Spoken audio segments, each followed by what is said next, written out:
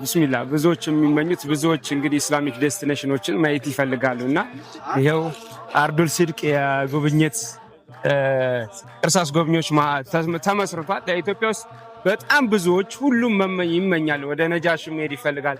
በጣም ብዙ እንግዲህ ዩኒቨርሲቲዎቻችንን እየሄደ ማየት ይፈልጋል። በጣም ብዙ ነገር አለና ያንን ለማሟላት አርዱል ሲድቅ ተመስርቷል። የመጀመሪያው ጉዞ እንግዲህ ወደ የአዲስ አበባን የመጀመሪያውን መስጂዶች ከመሰረቱት ውስጥ አንዱ ወደ ሆነው ወደ ቃጥባሬ ጉዞ እያደረግን አብራችሁ ተጓዝ።